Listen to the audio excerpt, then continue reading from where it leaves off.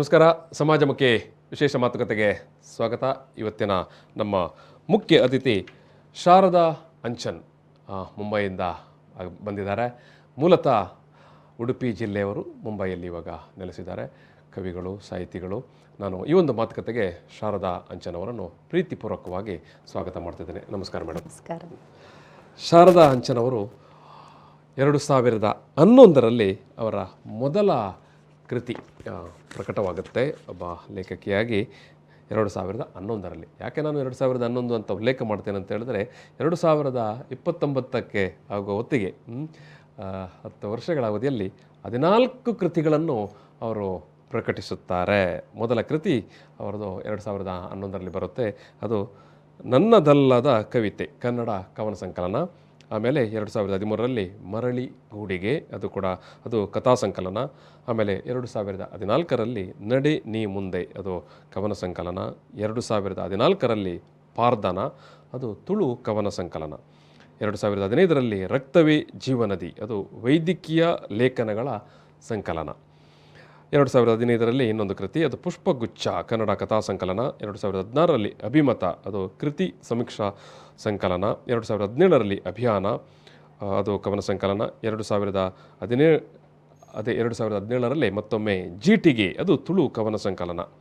ಆಮೇಲೆ 2018ರಲ್ಲಿ ರಂಗೋಲಿ, ಅದು ಕನ್ನಡ ಕಥಾ ಸಂಕಲನ.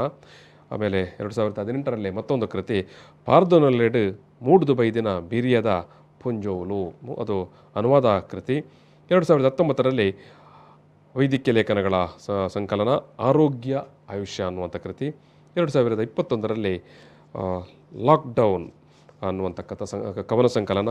2021ರಲ್ಲಿ ಮತ್ತೊಂದು ಕೃತಿ ಸೂರ್ಯಚಂದ್ರ, ಅದು ಕಥಾ ಸಂಕಲನ. ಈ ರೀತಿಯಾಗಿ ನಿರಂತರವಾಗಿ ತುಳು ಮತ್ತು ಕನ್ನಡದಲ್ಲಿ ಬರಿತಾ ಇರುವವರು ಶ್ರೀಮತಿ ಶಾರದಾ ಅಂಚನ್, ಕೊಡವೂರು. ಮೂಲತಃ ಉಡುಪಿ ಜಿಲ್ಲೆಯ ಕೊಡವೂರು ಗ್ರಾಮದವರು. ಮುಂಬೈಯಲ್ಲಿ MGM medical college and hospital ಯೂನಿವರ್ಸಿಟಿಯಲ್ಲಿ, ನವಿ ಮುಂಬೈಯಲ್ಲಿ ಅವರು ಬ್ಲಡ್ ಬ್ಯಾಂಕ್ ಟೆಕ್ನಾಲಜಿಸ್ಟ್ ಆಗಿ ಕಾರ್ಯನಿರ್ವಹಿಸ್ತಾ ಇದ್ದಾರೆ. ತನ್ನ ವೃತ್ತಿಯ ನಡುವೆ, ಬ್ಯುಸಿ ಶೆಡ್ಯೂಲ್ನ ನಡುವೆ ಕೂಡ ನಿರಂತರವಾಗಿ ಬರಿತಾ ಇರೋರು. ಅನೇಕ ಪ್ರಶಸ್ತಿಗಳು, ಪುರಸ್ಕಾರಗಳು ಅವರ ಕೃತಿಗೆ ಸಂದಿರುವಂಥದ್ದು. 2011ರಲ್ಲಿ 2011ರಲ್ಲಿ ಮುಂಬೆಳಕು ಸಾಹಿತ್ಯ ಸ್ಪರ್ಧೆಯಲ್ಲಿ ಅವರ ಕತೆಗೆ ತೃತೀಯ ಬಹುಮಾನ ಬರುತ್ತೆ.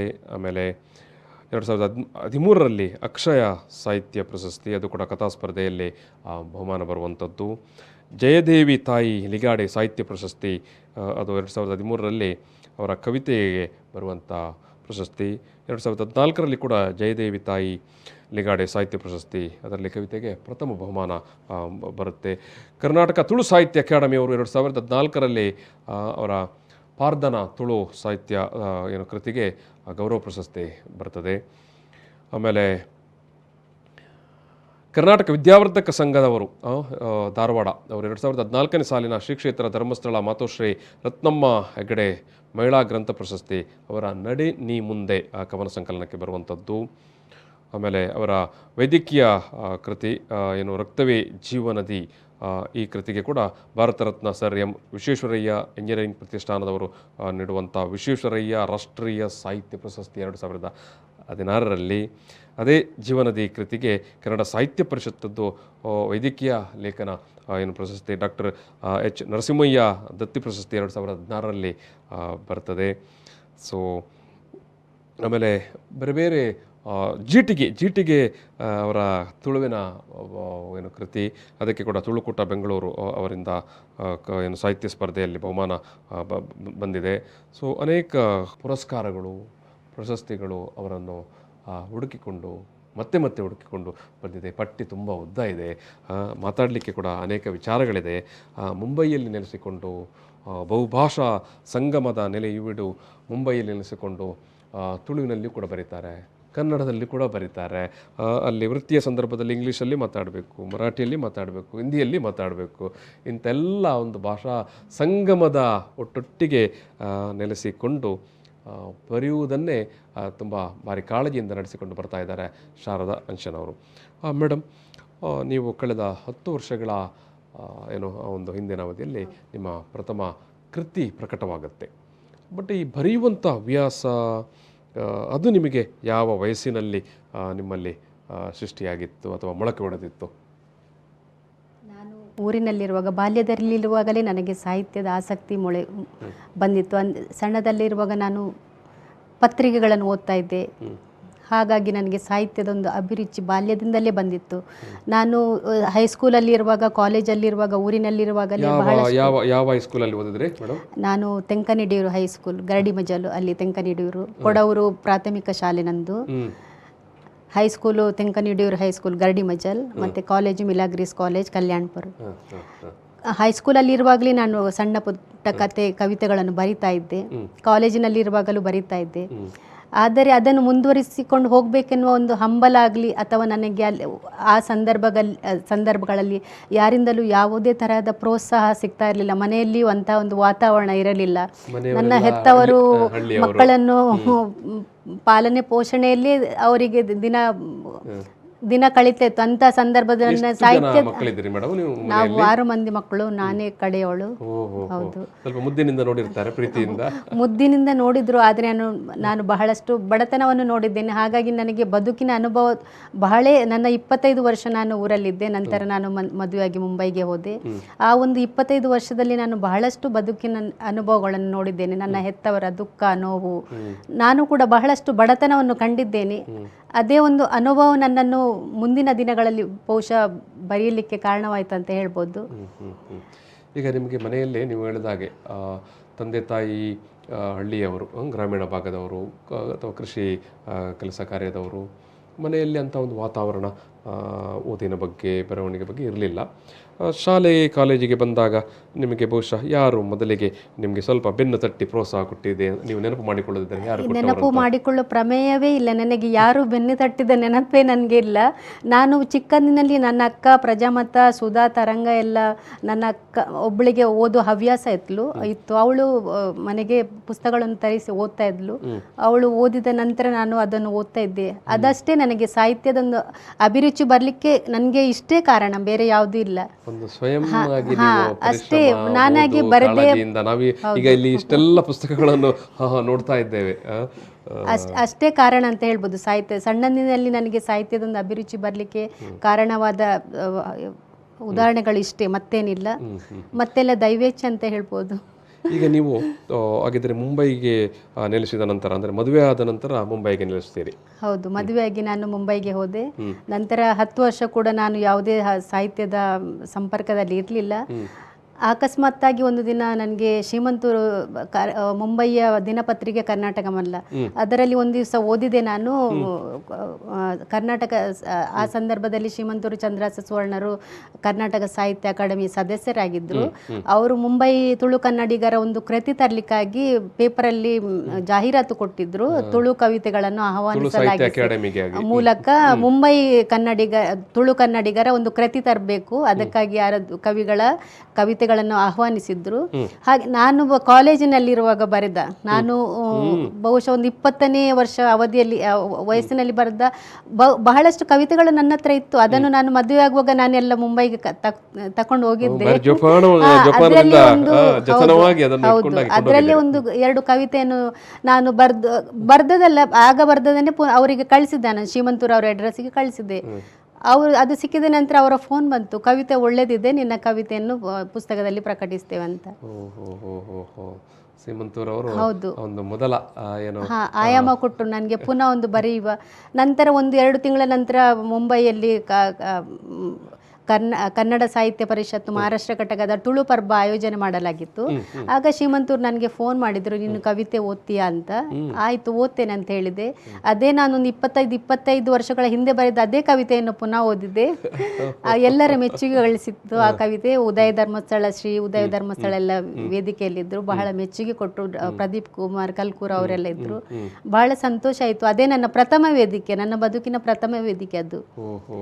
ಅಂದಿನಿಂದ ನನಗೆ ಶ್ರೀಮಂತೂರು ನಿರಂತರವಾಗಿ ಮಾತಾಡ್ತಿದ್ರು, ಫೋನ್ ಮಾಡಿದ್ರು, ನೀನು ಬರಿ ಅಂತ ನನಗೆ ಉತ್ತೇಜನ ಕೊಟ್ಟರು. ಶ್ರೀಮಂತೂರವರು ಕೂಡ ತುಳುವಿನ ಒಬ್ಬ ಶ್ರೇಷ್ಠ ಬರಹಗಾರರು. ಅಪಾರವಾದಂಥ ಮತ್ತು ಆಳವಾದಂಥ ಒಂದು ಅನುಭವ ಮತ್ತು ತುಂಬ ಅವರ ಶಬ್ದ ಭಂಡಾರವೇ. ಹೌದು, ಅವರಿಂದಾಗಿ ನಾನು ತುಳುವಿನಲ್ಲಿ ಬರೆಯಲು ನಿರಂತರ ಪ್ರಯತ್ನ ಪಟ್ಟೆ.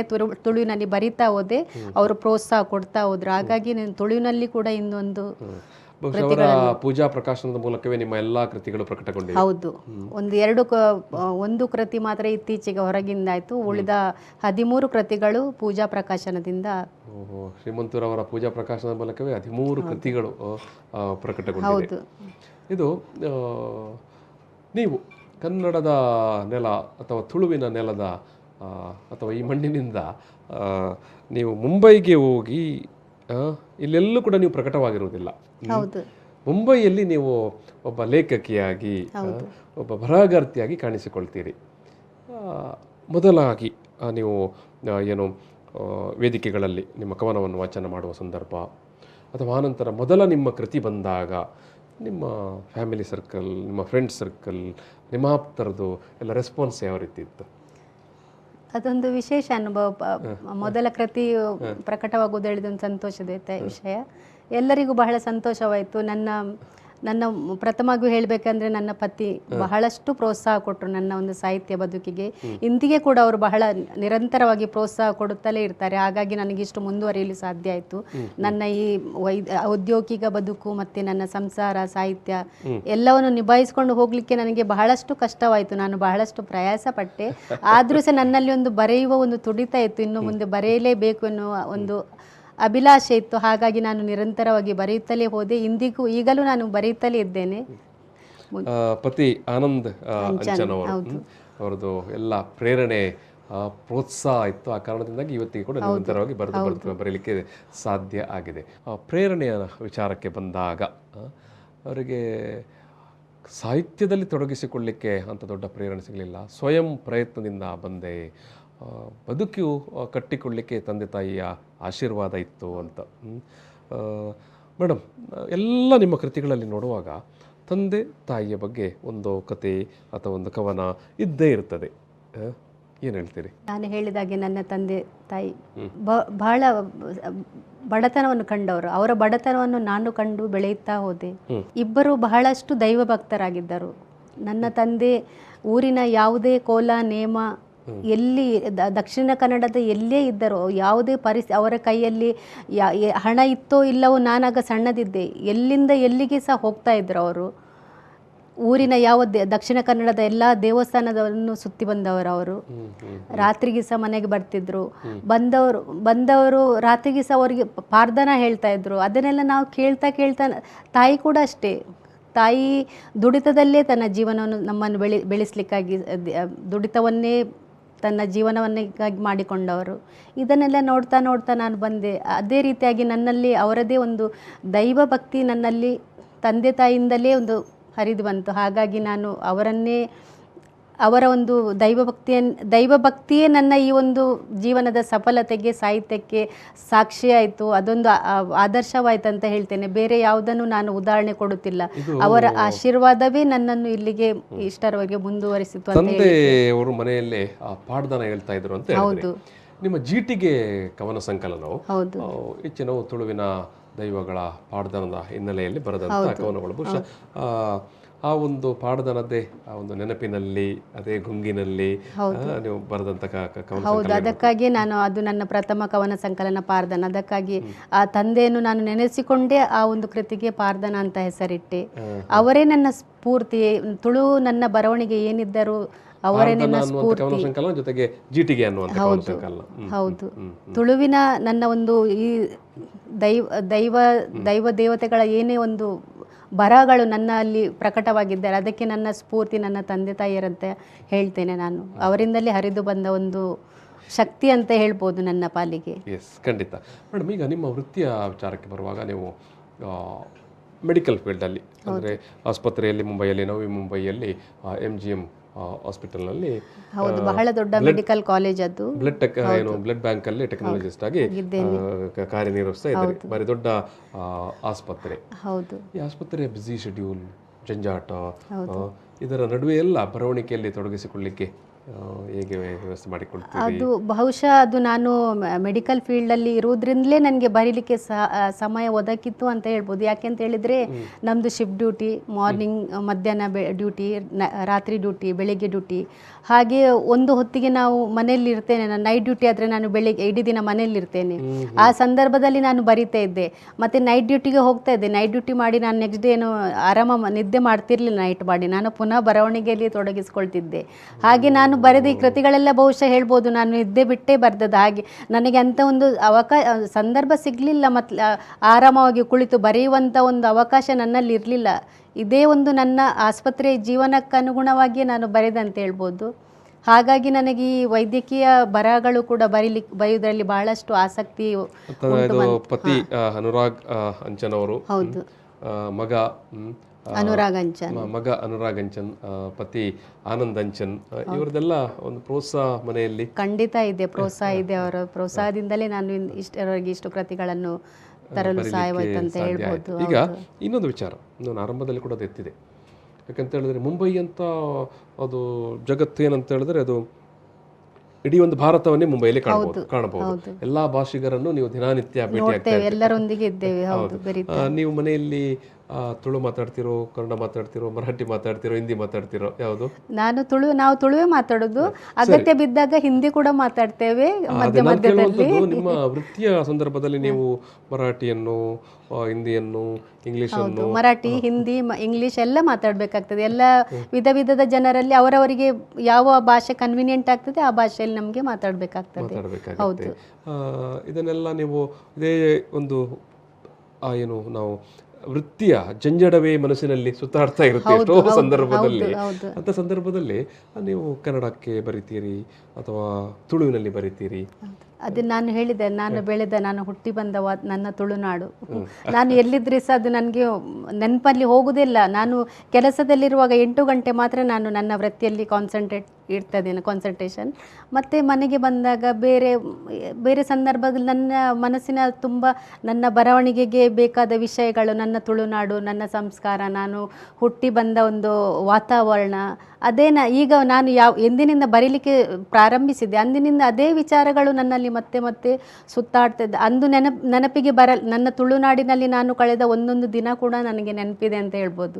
ಪ್ರತಿ ಕ್ಷಣ ನಾನು ಸುತ್ತಾಡಿದ ಜಾಗಗಳು, ನಾನು ಅನುಭವಿಸಿದ ಕೆಲವೊಂದು ಬಾಲ್ಯದಲ್ಲಿ ಅನುಭವಿಸಿದ ನೋವುಗಳು, ಸಂಘರ್ಷಗಳು ಎಲ್ಲ ಒಂದು ಕಣ್ಣಿಗೆ ಕಟ್ಟಿದಂತೆ ಇದೆ ನನಗೆ. ಹಾಗಾಗಿ ನನಗೆ ಅದು ಬರೆಯುವಾಗ ನನ್ನ ಮನಸ್ಸಿನಲ್ಲಿ. ಹೌದು, ನಾನು ಅಲ್ಲಿ ಉದ್ಯೋಗದಲ್ಲಿ ನನಗೆ ಅದಕ್ಕೆ ಏನು ತೊಂದರೆ ಮತ್ತೆ ಡಿಸ್ಟರ್ಬ್ ಆಗುದಿಲ್ಲ ನನಗೆ ಈ ವಿಚಾರಗಳನ್ನು ಬರೆಯುವಾಗ. ಸಾಹಿತ್ಯ ಹೌದು, ಏಕಾಗ್ರತೆಯನ್ನು ನೀವು ಸಾಧಿಸಿಕೊಳ್ತೀರಿ. ಶಾರದಾ ಅಂಚನ್ ಅವರ ಬಹುತೇಕ ಎಲ್ಲ ಕೃತಿಗಳಲ್ಲಿ ಕೂಡ ಒಂದು ಗ್ರಾಮೀಣ ಸೊಗಡು ಮತ್ತು ಭಾಷೆ, ಆಮೇಲೆ ತುಳುವಿನ ಬಗ್ಗೆ ಅದ್ಭುತವಾದ ಪದ ಸಂಪತ್ತುಗಳು, ಪದ ಭಂಡಾರಗಳನ್ನು ನಾವು ಕಾಣ್ತೇವೆ. ಬಹುಶಃ ನೀವು ಹೇಳಿದಾಗೆ ಬಾಲ್ಯದ ನೆನಪುಗಳು ಅವೆಲ್ಲ ನಿಮಗೆ ಭಾರಿ ದೊಡ್ಡ ಶಬ್ದ ಭಂಡಾರವನ್ನು ಮತ್ತು ನೆನಪನ್ನು ಕಟ್ಟಿಕೊಟ್ಟಿದೆ. ಇದು ನನಗೆ ಭಾರಿ ಕುತೂಹಲ ಆಗುವಂಥದ್ದು. ಮುಂಬೈ ಅಂತ ಹೇಳಿದ್ರೆ ಮಹಾನಗರಿ, ಮಾಯಾನಗರಿ.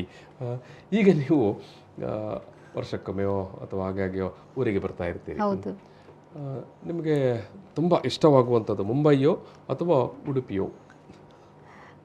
ಅದು ಈಗ ನಾನು ಅಲ್ಲಿಯ ಬದುಕಿಗೆ ಹೊಂದಿಕೊಂಡಿದ್ದೇನೆ. ಅದು ವೃತ್ತಿಗಾಗಿ, ಸಂಸಾರಕ್ಕಾಗಿ ಅಲ್ಲಿ ಉಳಿಯಲೇಬೇಕಾದ ಪರಿಸ್ಥಿತಿ ನನ್ನದು. ಆದರೆ ನನ್ನ ಊರೇ. ಇಲ್ಲಿ ಬಂದಾಗ ಆಗೋ ಒಂದು ಸಂತೋಷವೇ ಬೇರೆ. ಹಾಗಾಗಿ ಊರು ಇಷ್ಟವೇ. ಊರು ಹೇಗೆ ನಮ್ಮೂರನ್ನು ನಾವು ಇಷ್ಟ ಅಂತ ಹೇಳಲಿಕ್ಕಾಗೋದಿಲ್ಲ. ಇಲ್ಲಿಯ ನೆನಪುಗಳು ಶಾಶ್ವತ. ಹಾಗಾಗಿ ನಾವು ವರ್ಷಕ್ಕೊಮ್ಮೆ ಬಂದು ಹೋಗ್ತಾ ಇರ್ತೇವೆ. ವಿಧಿ ಇಲ್ಲ. ಹಾಗಾಗಿ ನಮಗೆ ಮುಂಬೈಯಲ್ಲಿ ನೆಲೆ ನಿಲ್ಲಬೇಕಾದ ಒಂದು ಸಂದರ್ಭ ಅದು ಮುಂಬೈ. ಖಂಡಿತ ನಾನು ನಿಮ್ಮ ಒಂದು ಕೃತಿಯಲ್ಲಿ ನೀವು ಹುಟ್ಟೂರ ಕಡೆಗೆ ಅನ್ನುವಂಥ ಒಂದು ಏನು ಕವನದಲ್ಲಿ ಅದನ್ನು ಅದು ಅಂದ್ರೆ 2.5 ವರ್ಷದ ನಂತರ ನಾನು ಮೊನ್ನೆ ಕೊರೋನಾ ಆಗ್ಲಿಕ್ಕೆ ಹೋಗಿ 2.5 ವರ್ಷ ಊರಿಗೆ ಬರ್ಲಿಕ್ಕೆ ಆಗ್ಲಿಲ್ಲ. ನನಗೆ ತುಂಬಾ ತುಡಿತಾ ಇತ್ತು ಊರಿಗೆ ಬರಬೇಕು. ನನಗೆ ಊರಿಗೆ ಬಂದ ಕೂಡಲೇ ಎಲ್ಲಾ ನನ್ನ ತಂದೆಯಾಗೆ ದೇವಸ್ಥಾನಗಳಿಗೆ ಸುತ್ತಲೇಬೇಕು ವರ್ಷಕ್ಕೊಮ್ಮೆ ಬಂದು. ಅದು ನನ್ನಿಂದ 2.5 ವರ್ಷದಿಂದ ಆಗ್ಲಿಲ್ಲ. ಹಾಗಾಗಿ ನನಗೆ ತುಂಬಾ ನಾನು ಡಿಪ್ರೆಷನ್ ಆಗಿದ್ದೆ, ನನಗೆ ಊರಿಗೆ ಬರ್ಲಿಕ್ಕೆ ಆಗ್ಲಿಲ್ಲ ಅಂತ. ಹಾಗೆ ಮೊನ್ನೆ ಮೊನ್ನೆ ಜುಲೈಗೆ ನಾನು ಊರಿಗೆ ಬರುವವಳಿದ್ದೆ. ಹಾಗೆ ಬರುವ ಒಂದು 2 ದಿವಸ ಮೊದಲು ನನ್ನ ಮನಸ್ಸಿನಲ್ಲಿ ಒಂದು ಊರಿಗೆ ಬರುವ ಆ ಸಂತೋಷವನ್ನು ಕವಿತೆಯ ಮೂಲಕ ಬರಿಬೇಕಂತ ಆಯಿತು. ಹಾಗಾಗಿ ನಾನು ಅದು ಕವಿತೆಯನ್ನು ಬರೆದೆ, ಹುಟ್ಟೂರ ಕಡೆಗೆ ಅಂತ. ಹುಟ್ಟೂರ ಕಡೆ ತೆರಳಿರುವೆ ಅಂದರೆ ಮುಂಬೈಲಿ ಕುಳಿತುಕೊಂಡು ಬರೀತಾರೆ, ನಾನು ನನ್ನ ಹುಟ್ಟೂರಿಗೆ ಹೊರಡ್ತಾ ಇದ್ದೇನೆ ಅಂತ. ಹುಟ್ಟೂರ ಕಡೆ ತೆರಳಿರುವೆ, ಕೆಂಪು ಕಂಪು ಮಣ್ಣಲ್ಲಿ ಕಾಲೂರಿ ನಗಲಿರುವೆ, ಬಾ ಎಂದು ಬಾಚಿ ತಬ್ಬಿಕೊಳ್ಳುವ ಮುದಿ ಜೀವಗಳು ಮರೆಯಾದರೂ ನಾನು ನನ್ನವರೆಂಬ ಮಮಕಾರದಿಂದ ಬಂಧಿಸಲ್ಪಟ್ಟಿರುವೆ, ಕರಂಡೆ ನೇರಳೆ ಪೇರಳೆ ಹುಡುಕುತ್ತಾ ಅಡ್ಡಾಡಲಿರುವೆ, ದನಕರು ನಾಯಿ ಬೆಕ್ಕುಗಳ ಮೈದಡವುತ್ತಾ ಪ್ರೀತಿಯಲ್ಲಿ ಮೈ ಮರೆಯಲಿರುವೆ. ನಾನು ಟೂರಿಗೆ ಹೊರಡುವ ಸಂದರ್ಭದಲ್ಲಿ ಬರೆಯುವಂಥ ಒಂದು ಕವನದ ಸಾಲುಗಳು, ಅದ್ಭುತವಾದಂಥ ಸಾಲುಗಳು. ಮತ್ತು ಅಷ್ಟೇ ಅದರಲ್ಲಿ ಕೂಡ ಆ ಒಂದು ಪದ ಪಂಜರಗಳನ್ನು ನೋಡಬಹುದು. ಕರಂಡೆ ನೇರಳೆ ಪೇರಳೆ, ಹೌದು, ಅದೆಲ್ಲ ಬಾಲ್ಯದಲ್ಲಿ ನಾವು ಏನು ಹುಡುಕ್ತಾ ಹೋಗ್ತಾ ಇದ್ದಂಥದ್ದು. ಮೇಡಮ್, ಖಂಡಿತ ನಾನು ನಿಮ್ಮ ಈ ಒಂದು ಸಾಹಿತ್ಯ ಬರವಣಿಗೆ ಕೊನೆಯದಾಗಿ ಕೇಳಲಿಕ್ಕೆ ಬಯಸುವಂಥದ್ದು, ಮುಂದೆ ಯಾವ ವಿಚಾರದ ಮೇಲೆ ನೀವು ಬರೀಬೇಕು ಅಂತ ಏನಾದರೂ ಆಲೋಚನೆ ಮಾಡಿ? ಹೌದು, ನನಗೆ ತುಳುವಿನಲ್ಲಿ ಬರಿಬೇಕಂತ, ಇನ್ನಷ್ಟು ಬರಿಬೇಕು. ತುಳುವಿನ ದೈವಾರಾಧನೆ ಬಗ್ಗೆ ನನಗೆ ತುಂಬ ಆಸಕ್ತಿ. ಆದರೆ ನನಗೆ ಇಲ್ಲಿ ಬಂದು ಅಧ್ಯಯನ ಮಾಡಲಿಕ್ಕೆ ನನ್ನಲ್ಲಿ ಸಮಯ ಇಲ್ಲ. ಹಾಗಾಗಿ ನಾನು ತುಳುನಾಡ ದೈವಗಳ ಇತಿಹಾಸ, ಅವುಗಳ ಹಿನ್ನೆಲೆ ಬನ್ನಂಜೆ ಬಾಬು ಅಮೀನ್ ಅವರು ಕನ್ನಡದಲ್ಲಿ ಬರೆದಿದ್ದಾರೆ. ಅದನ್ನು ನಾನು ಅವರ ಒಪ್ಪಿಗೆ ಮೇಲೆಗೆ ನಾನು ತುಳುವಿನಲ್ಲಿ ಅನುವಾದ ಮಾಡ್ತಾ ಇದ್ದೇನೆ, ಒಂದು ಕೃತಿಯನ್ನು, ತುಳುನಾಡ ದೈವಗಳು. ಎಲ್ಲ ದೈವಗಳು, ಎಲ್ಲ ದೈವಗಳ ಬಗ್ಗೆ ಅವರು ಕನ್ನಡದಲ್ಲಿ ಬರೆದೆ. ಅದನ್ನು ನಾನು ಸುಮಾರು 10-15 ನಾನು ಬರೆದೆ. ಅವರ ಕೃತಿಯಲ್ಲಿ ಎಷ್ಟಿದೆ ಅದನ್ನೆಲ್ಲ ಅನುವಾದ ಮಾಡಿ ಪುಸ್ತಕ ರೂಪದಲ್ಲಿ ತರಬೇಕಂತ ಇದ್ದೇನೆ. ಖಂಡಿತ. ನೀವು ವೈದ್ಯಕೀಯ ಏನು, ನಾನು ಆಗಲೇ ಹೇಳಿದಾಗೆ ಆಸ್ಪತ್ರೆಯ ಏನು ಒಂದು ಕೆಲಸದಲ್ಲಿ ವೃತ್ತಿಯಲ್ಲಿ ತೊಡಗಿಸಿಕೊಂಡಿರುವುದರಿಂದ ವೈದ್ಯಕೀಯ ಬರಹಗಳು ಕೂಡ ನಿಮಗೆ ಭಾರಿ ಏನು ಸಲೀಸಾಗಿ ಇನ್ನೊಂದು ವೈದ್ಯಕೀಯ ಲೇಖನ ನಾನು ಬರೀತಾ ಇದ್ದೇನೆ. ಅದನ್ನು ಕೂಡ ಕೃತಿಯ ರೂಪದಲ್ಲಿ ತರಬೇಕಂತ ಇದ್ದೇನೆ ಸದ್ಯ. ಅದೆರಡು ನನ್ನ ಸದ್ಯದ ಮುಂದಿನ ಯೋಚನೆ. ಒಂದು ವೈದ್ಯಕೀಯ ಲೇಖನಗಳ ಸಂಕಲನ, ಮತ್ತೊಂದು ತುಳು ದೈವಾರಾಧನೆ ಬಗ್ಗೆ. ಖಂಡಿತವಾಗಿ ನಾವೆಲ್ಲರೂ ನಿರೀಕ್ಷೆ ಮಾಡ್ತೇವೆ. ಧನ್ಯವಾದ. ಎಸ್, ನಾನು ಈ ಸಂದರ್ಭದಲ್ಲಿ, ಈ ಒಂದು ಮಾತುಕತೆಯನ್ನು ಮುಗಿಸುವ ಸಂದರ್ಭದಲ್ಲಿ, ನೀವು ಈ ಒಂದು ವಾಹಿನಿಯ ಮೂಲಕ ನಿಮಗೆ ಪ್ರೋತ್ಸಾಹ ಕೊಟ್ಟವರು, ಬೆಂಬಲ ಕೊಟ್ಟವರಿಗೆ ಯಾರಿಗಾದರೂ ಕೃತಜ್ಞತೆ, ಧನ್ಯವಾದಗಳು, ಥ್ಯಾಂಕ್ಸ್ ಹೇಳದಿದ್ದರೆ ಖಂಡಿತವಾಗಿ ಹೇಳ್ಬೋದು. ಮೊದಲನೇದಾಗಿ ನನಗೆ ಈ ಸಾಹಿತ್ಯ ಬದುಕಿಗೆ ಕಾಲಿಡಲು ಪ್ರೇರೇಪಣೆ ನೀಡಿದವರು ಶ್ರೀಮಂತೂರು ಚಂದ್ರಹಾಸ ಸುವರ್ಣ. ಅದು ಎಲ್ಲರಿಗೂ ಗೊತ್ತು, ಇಡೀ ದಕ್ಷಿಣ ಕನ್ನಡಗೆ ಗೊತ್ತು, ಮುಂಬೈ ಕನ್ನಡಿಗರಿಗೆ ಗೊತ್ತು. ಶ್ರೀಮಂತೂರು ಚಂದ್ರಹಾಸ ಸುವರ್ಣರು ನನ್ನ ಪ್ರಥಮ ಪ್ರೇರಣೆ. ಹಾಗೆಯೇ ಮುಂಬಯಿಯ ಎಲ್ಲ ಸಾಹಿತ್ಯ ಸಂಘಗಳು, ಸಾಹಿತ್ಯದ ಪತ್ರಿಕೆಗಳು, ಅಕ್ಷಯ, ಮೊಗವೀರ, ಮೊದಲನೇದ ಕರ್ನಾಟಕ ಮಲ್ಲ, ಪಾಲೆತ್ತಾಡಿಯವರು, ಜೋಕಟ್ಟಿಯವರು, ಅಕ್ಷಯದ ಈಶ್ವರ ಅಲೆವರು, ಮೊಗವೀರದ ಅಶೋಕ್ ಸುವರ್ಣರು. ನಾನು ಏನೇ ತುಳು ದೈವಾರಾಧನೆ ಲೇಖನಗಳನ್ನು ಬರೆದ್ರೆ ಅವರು ಹಿಂದೆ ಮುಂದೆ ನೋಡಿದ ತಕ್ಷಣ ಪ್ರಕಟಿಸ್ತಾರೆ.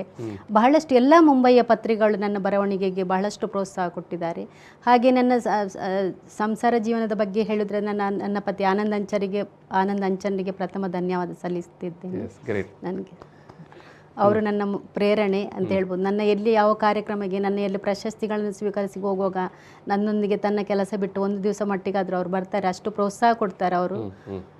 ಮತ್ತು ನನ್ನ ಸಂಸಾರ, ನನ್ನ ಸಹೋದರರು ಎಲ್ಲರಿಗೂ ಸಹ ಮಗ ಎಲ್ಲರ ಪ್ರೋತ್ಸಾಹ, ಎಲ್ಲರ ನನ್ನ ಸಂಸಾರದ ಮಂದಿಗಳು ಹಾಗೂ ನನ್ನ ಕಲೀಗ್ಸ್, ಅಂದರೆ ನನ್ನ ಆಸ್ಪತ್ರೆ ಸಿಬ್ಬಂದಿಗಳು ಸ್ಪೆಷಲಿ ಹೇಳೋದಾದರೆ ಅವರಿಗೆ ಅರ್ಥ ಆಗೋದಿಲ್ಲ, ಆದರೂ ಸಹ ತುಂಬಾ ಪ್ರೋತ್ಸಾಹ ಕೊಡ್ತಾರೆ. ಬರೀ ನನ್ನನ್ನು ಇದು ಪ್ರಶಸ್ತಿ ಎಲ್ಲ ಫೋಟೋ ನೋಡೋದಿಗೆ ಅವರು ಸಂತೃಪ್ತಿ ಪಟ್ಕೊಳ್ತಾರೆ. ಅವ್ರಿಗೆ ಅರ್ಥ ಆಗೋದಿಲ್ಲ, ಆದರೂ ಸಹ ಹೌದು, ಆದರೂ ಸಹ ತುಂಬಾ ಅವರು ನನಗೆ ಪ್ರೋತ್ಸಾಹ ಕೊಡ್ತಾರೆ ಬರೀ ಅಂತ. Thank you madam. ಈ ಒಂದು ಮಾತುಕತೆಯಲ್ಲಿ ಭಾಗಿಯಾದಕ್ಕೆ ನಾನು ಸಮಸ್ತ ಕನ್ನಡಿಗರ ತುಳುವರ ಪರವಾಗಿ ಮುಂಬೈಯಿಂದ ಬಂದಿರುವಂಥ ಮೂಲತಃ ನಮ್ಮವರೇ ಆದ ಶಾರದಾ ಅಂಚನ್ ನಿಮಗೆ ಪ್ರೀತಿಯ ಧನ್ಯವಾದಗಳು. ಧನ್ಯವಾದಗಳು ಸರ್, ಇಲ್ಲಿಗೆ ಕರೆದು ನನಗೆ ಒಂದೆರಡು ಮಾತುಗಳನ್ನು ಹೇಳಲಿಕ್ಕೆ ಅವಕಾಶ ಕೊಟ್ಟದಕ್ಕಾಗಿ ಧನ್ಯವಾದ. ಈ ಒಂದು ಸಮಾಜಮುಖಿ ಮಾತುಕತೆಯನ್ನು ನಾನು ಇಲ್ಲಿ ಸಮಾಪನ ಮಾಡ್ತಾ ಇದ್ದೇನೆ. ಇವತ್ತಿನ ಮಾತುಕತೆಯಲ್ಲಿ ಭಾಗಿಯಾದ ಶಾರದಾ ಎ ಅಂಚನ್ ಕೊಡವೂರು ಇವರಿಗೆ ಮತ್ತೊಮ್ಮೆ ಪ್ರೀತಿಪೂರ್ವಕವಾದ ಧನ್ಯವಾದಗಳು.